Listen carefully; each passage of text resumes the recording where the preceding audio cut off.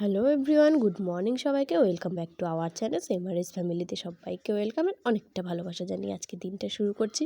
তো প্রথমেই তোমাদের ঘড়িটা দেখিয়ে দিলাম। ঘড়িটা হচ্ছে আমাদের খারাপ, ব্যাটারি শেষ হয়ে গেছে, তো ব্যাটারিটা ভরতে হবে। তো যাই হোক, এখন বাজে হচ্ছে সকাল 9টা মতো, আর আমি কাঁচা ধোয়া করে বসে আছি। শরীরটা ভালো লাগছে না, তো তার জন্য আর কি বসে আছি। কাজকর্ম সবই কমপ্লিট হয়ে গেছে, খালি স্নান করব, করে তারপরে রান্না বসাবো। আর এখন হচ্ছে একটু তোমাদের দাদাভাই আর আমার শাশুড়িমা বসে বসে একটু গল্প করছিলাম। তো এরপরে তো আবার কাজেও লাগতে হবে। তো চলো, দেখো স্নান করে এলাম সকালবেলায়, কারণ কালকে মাথাটা খুব ধরেছিল, তেল দিয়েছিলাম। তো তার জন্য আর কি আজকে সকালবেলায় শ্যাম্পুটা করে নিলাম। মাহি নেই, মাহিকে মা তো নিয়ে গেছে, আমার ননদের বাড়িতে গেছে, আর তোমাদের দাদাভাই বাইরে আছে। তো আমি স্নান টান করে নিলাম। এবার বসাবো হচ্ছে রান্না। তোমাদের দাদাভাই যাবে হচ্ছে মাঠে, তো তার আগে ওকে একটু ভাত করে দিতে হবে। আর দেখি কি তরকারি করা যায় আজকে।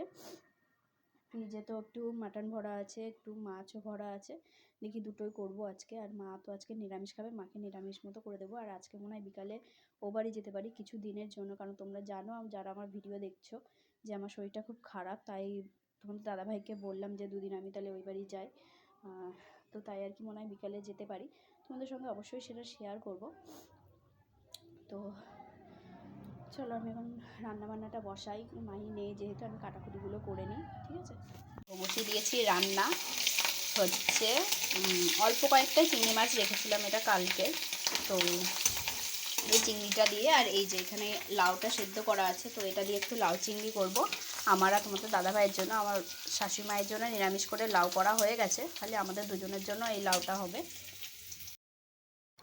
তো দেখো, এই যে এখানে ভাত ফুটছে, ভাত বসিয়ে দিয়েছে, আর একদিকে হচ্ছে মাটন।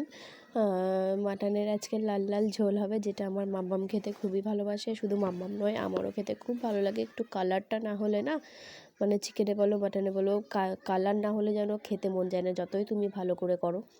তো কালারটা আনারই চেষ্টা করছি, তার জন্য আঁচটা কমিয়ে আস্তে আস্তে ফোটাচ্ছি। আর চলো একবার দেখিয়ে দিই যে আর কী কী রান্নাবান্না করেছি এর আগে। এটাই হচ্ছে আমার লাস্ট রান্না, তো চলো দেখে নেওয়া। তো এখানে আছে আমার শাশুড়িমায়ের জন্য নিরামিষ লাউ ঘন্ট, ডাল দিয়ে করে দিয়েছি, মা আজকে নিরামিষ খাবে।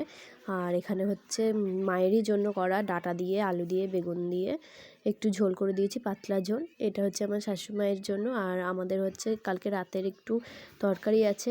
আর আমার আর তোমাদের দাদাভাইয়ের জন্য লাউয়ের ঘন্ট করেছি চিংড়ি দিয়ে।